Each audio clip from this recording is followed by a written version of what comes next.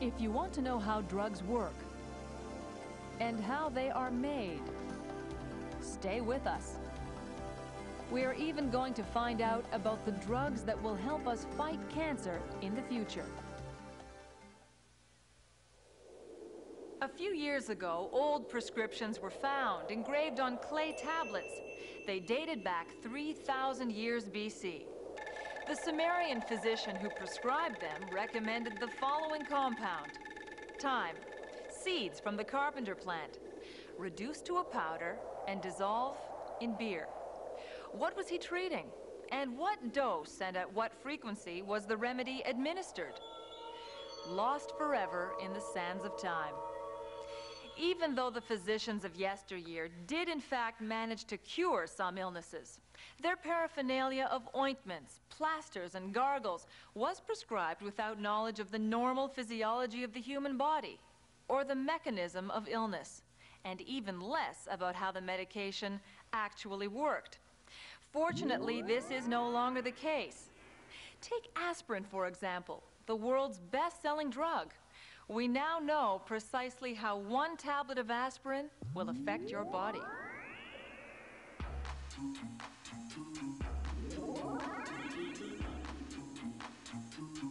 In the West, 1 person out of 2 takes at least one drug every 2 days. An aspirin, a sleeping pill, a tranquilizer, an antibiotic. The list of over-the-counter and prescription drugs is at least as long as the druggist's counter. But how do these drugs go about relieving or curing ailments and illnesses? Drugs are chemical substances that have a therapeutic effect.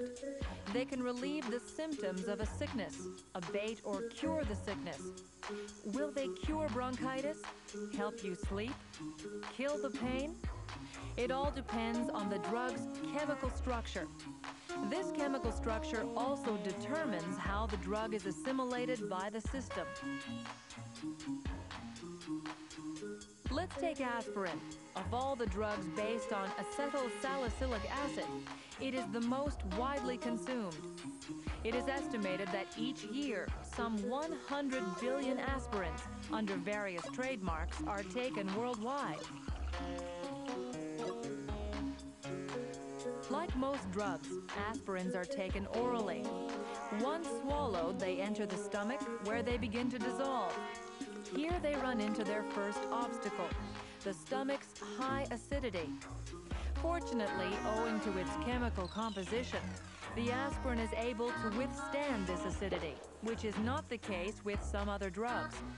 Insulin, for example, must be injected into the muscle, because if it went through the stomach, it would be completely inactivated.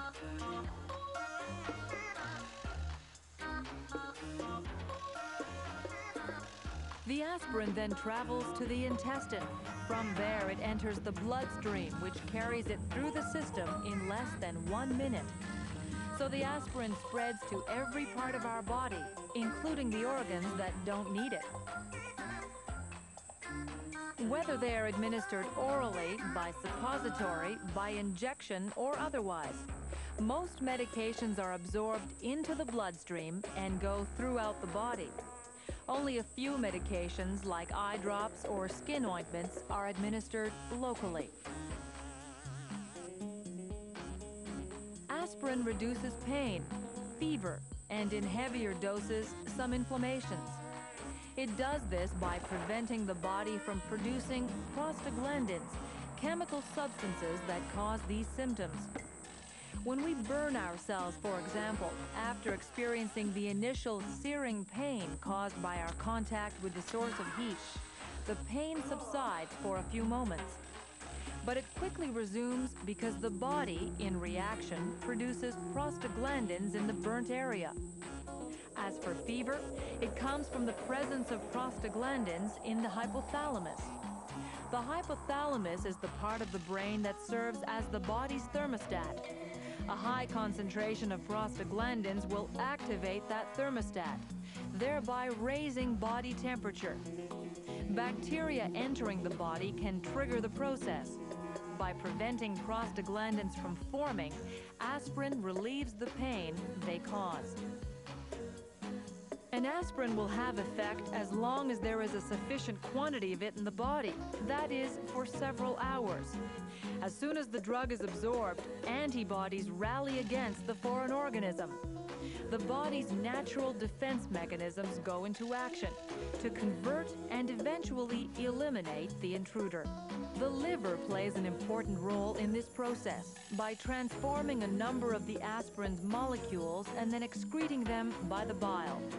However, it is the kidneys that really filter the aspirin, like it does all drugs, by evacuating it with urine. But the effectiveness of any drug depends on what other substances have been consumed, whether food or drugs. In some cases, the interaction can be helpful, even sought after, but it can also have harmful effects. Alcohol, for example, will make aspirin more difficult on the stomach, while antacids taken for heartburn reduce its action. But aspirin, like any other drug, can also have side effects.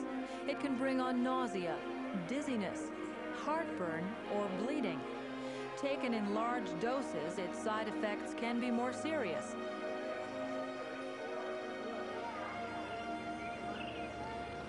This is particularly true for pregnant women, who should never take a lot of aspirin, especially just before delivering. Prostaglandins help trigger the birth process, and aspirin, by preventing prostaglandins from forming, may in fact prolong a pregnancy. In addition, aspirin is a powerful anticoagulant and can thus increase the risks of hemorrhage. However, aspirin's anti-clotting effect is not always a bad thing. It is being considered for the prevention of heart attacks and cerebrovascular problems.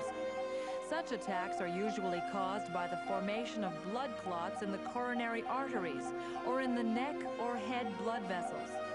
According to an American study, 1 aspirin a day may reduce the risk of heart attack by 47% in healthy individuals. Did you know that aspirin is the most common cause of child poisoning, and that an overdose can be fatal, even for adults? There is no such thing as a completely safe drug. All drugs are potentially toxic. The line between medication, poison, and drugs is very fine indeed. Over the centuries, we have drawn most of our remedies from nature. Even today, certain mineral elements such as sulfur and arsenic are still used in medicine. Animal livers and thyroids are used to make hormones, and many plants provide the raw materials with which morphine or digitalin are produced. But today, in our search for new drugs, the focus is on chemical production of new molecules, and our methods have become as complex as our knowledge. The concocting of remedies in the back shops of apothecaries is long gone.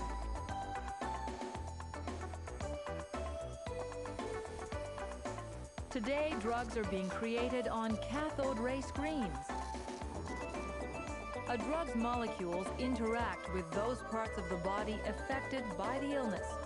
The computer is used to maximize a drug's effects by simulating how the body and drug interact.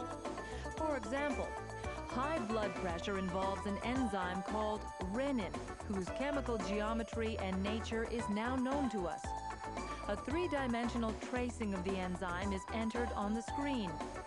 Then, taking all the geometric, physical, and chemical factors into account, we try to create a molecule capable of obstructing the enzyme's action. The new molecule could become the active component of a new drug against high blood pressure. The operation is like designing a key based on the specifics of the keyhole. The computer can also be used to maximize the efficiency of molecules whose action is already known.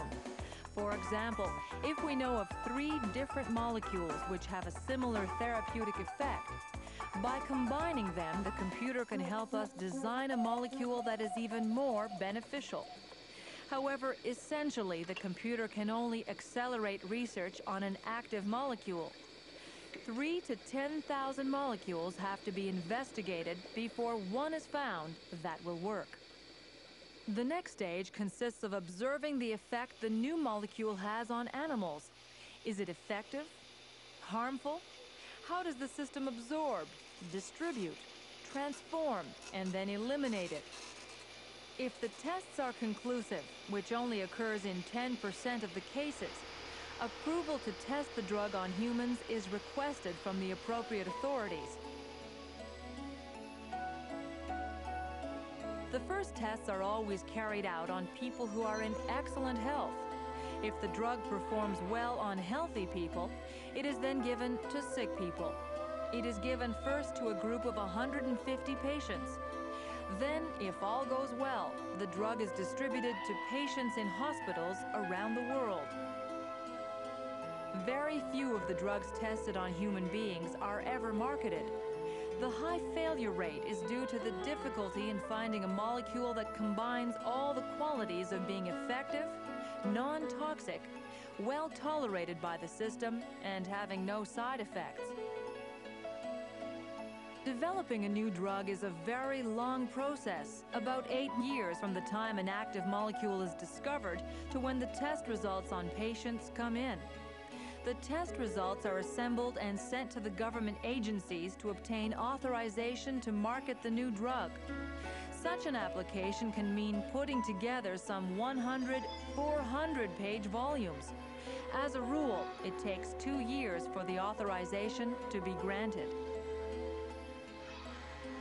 Once approved, the drug can then be manufactured in large quantities. But will it be a pill, a capsule, a syrup? Its final form will depend not only on its chemical compound and the way it is to be taken, but also on psychological factors related to marketing.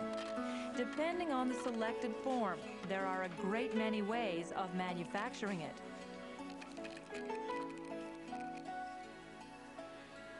For instance, 222s are made by first mixing a powder of neutral substances with a powder containing active substances. Here, acetyl salicylic acid, codeine, and caffeine are the active substances. The neutral substance, called excipient, can be lactose, cellulose, or starch. The excipient is used, among other things, to add volume to tablets, which often contain small amounts of active substances. The powder mixture is mechanically compressed at a pressure of 2,800 kilograms per square centimeter. In some cases, the powders resist compression and are prepared in capsule form. This is a decongestant made in capsule form. Each capsule contains 2 gelatin shells, a body and a head. One after another, the body shells pass under a cone that pours the powder mixture into them. The amount of time each capsule spends under the cone is regulated in such a way that a precise dose of the drug is poured into it.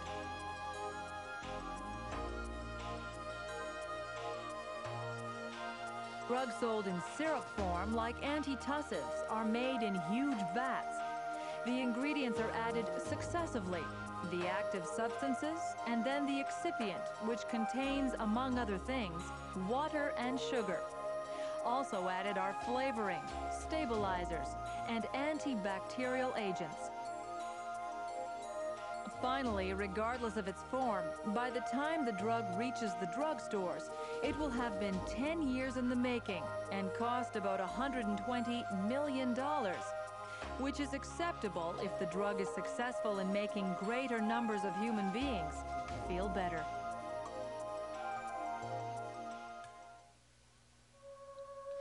Despite precautions, some drugs are like time bombs, their side effects only showing up several years after they are taken. This is what happened with thalidomide. During the 60s, thalidomide became popular as a mild sleeping pill because it had no side effects. At that time, a number of women took the drug during their pregnancy and gave birth to children with congenital malformations. The pharmaceutical industry is required to give a high priority to drug safety. but at the same time, it is under ever-increasing pressure to find solutions. Cancer is a good example. It is one of pharmacology's greatest challenges and a prime target for new drugs.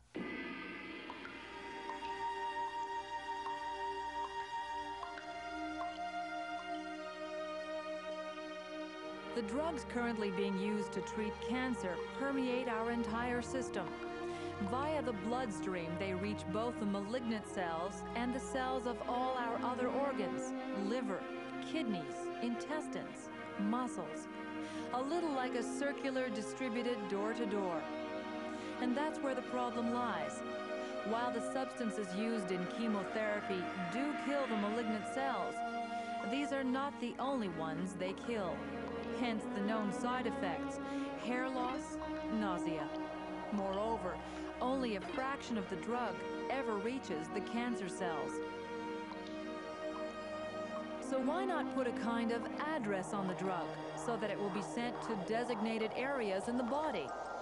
This is the idea behind the made-to-measure or homing drug. Homing drugs are designed to be absorbed solely by specific target cells, the cancer cells. Depending on the nature of the cells targeted, there are two types of homing drugs. In one type, the target is an antigen. On the surface of some cancer cells, antigens are present. That is, they have a molecular structure of their own. For each antigen, there is a matching antibody whose structure complements it. The antibody fits into the antigen perfectly, like a key in a lock.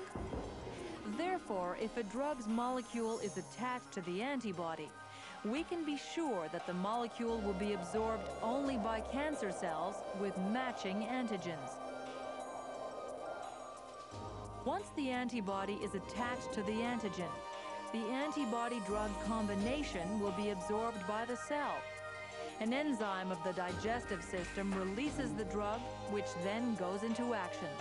There would be no problem if it didn't take 20,000 to 100,000 drug molecules to kill one single cancer cell. As the diseased cells have no more than 1,000 antigens on their surface, they only accept 1,000 drug molecules, which is not enough to kill them. Furthermore, some cancer cells have no antigens. This is why the second type of homing drug was developed. This second type of drug exploits another of the cancer cell's characteristics, and this is its capacity to absorb and destroy solid foreign bodies.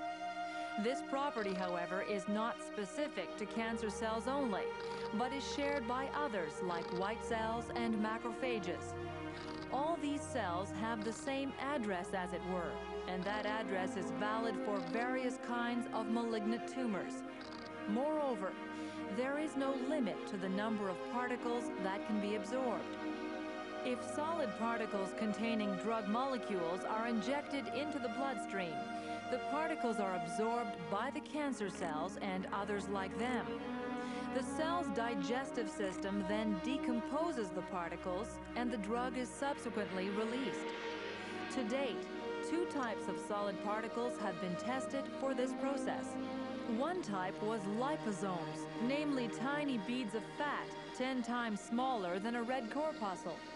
However, liposomes are not very reliable and often release the goods before they reach their destination. The second type are small, empty polymeric beads which contain the drug.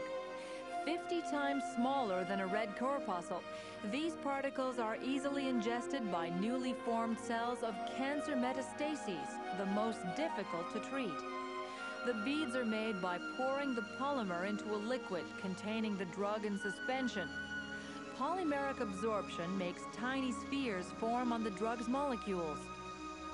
The disadvantage of this technique is that it also attacks any other cells that absorb it, such as white corpuscles and macrophages. This results in a weakening of the immune system, as macrophages play an important role in that system. In addition, the drug must not be toxic to the liver, as it is filled with macrophages. A third type of drug is under study. It is a hybrid consisting of a solid particle joined to an antibody. Despite their limitations, homing drugs have, in initial experiments, proven more effective than classic drugs in treating some forms of cancer.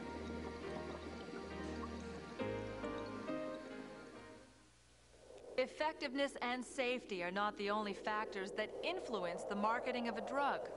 The abortion pill, for example, is more readily accepted in Europe than it is in North America. Whatever people take to heal themselves is closely tied to the culture and values of the society in which they live.